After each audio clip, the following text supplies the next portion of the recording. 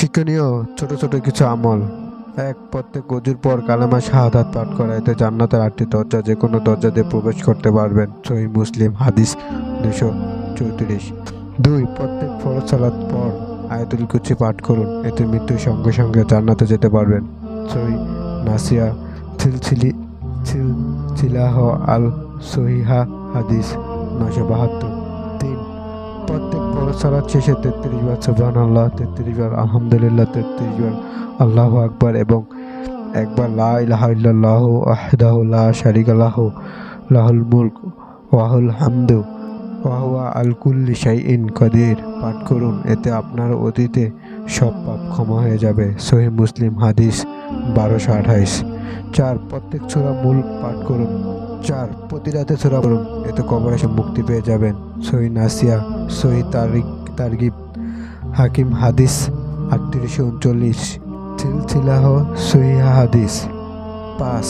রাসূল সাল্লাল্লাহু আলাইহি সাল্লামের উপর সকালে 10 বার ও সন্ধ্যায় 10 বার দুরূদ পড়ুন, এতে আপনি নিশ্চিত রাসূল সাল্লাল্লাহু আলাইহি সাল্লামের সুপারিশ পাবেন। তারবিন সহিহ তারগিব হাদিস 656। 6. সকালে 100 বার, বিকালে 100 বার সুবহানাল্লাহি আযীম ওয়া বিহামদি পড়লে সৃষ্টিকুলের সমস্ত মানুষ থেকে বেশি মর্যাদা দেওয়া হবে। সহিহ আবু দাউদ হাদিস নং 591। হযরত জাবের রাদিয়াল্লাহু তাআলা থেকে বর্ণিত, রাসূল সাল্লাল্লাহু আলাইহি সাল্লাম ইরশাদ করেন, যে ব্যক্তি সুবহানাল্লাহি আযীম ওয়া বিহামদি পাঠ করে তার জন্য জান্নাতে একটি খেজুর গাছ রোপণ করা হয়। তিরমিজি 3464। 7. সকালে 100 বার, সন্ধ্যায় 100 বার সুবহানাল্লাহি ওয়া বিহামদি পাঠ করলে কিয়ামতের দিন তার চেয়ে বেশি সওয়াব আর কারোই হবে না। সহিহ মুসলিম হাদিস নং 2692। 8. সকাল ও বিকালে 100 বার সুবহানাল্লাহ, 100 বার আলহামদুলিল্লাহ, 100 বার আল্লাহু আকবার, 100 বার লা ইলাহা ইল্লাল্লাহু ওয়াহদাহু লা শারীকা লাহু লাহুল মুলক ওয়া লাহুল হামদু ওয়া হুয়া আলা কুল্লি শাইইন কাদির পাঠ করলে অগণিত সওয়াব হবে। সহিহ তারগিব হাদিস নং 651।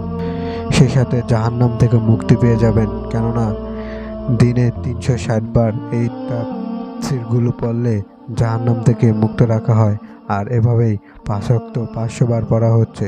সহিহ মুসলিম মিশকাত হাদিস 1803।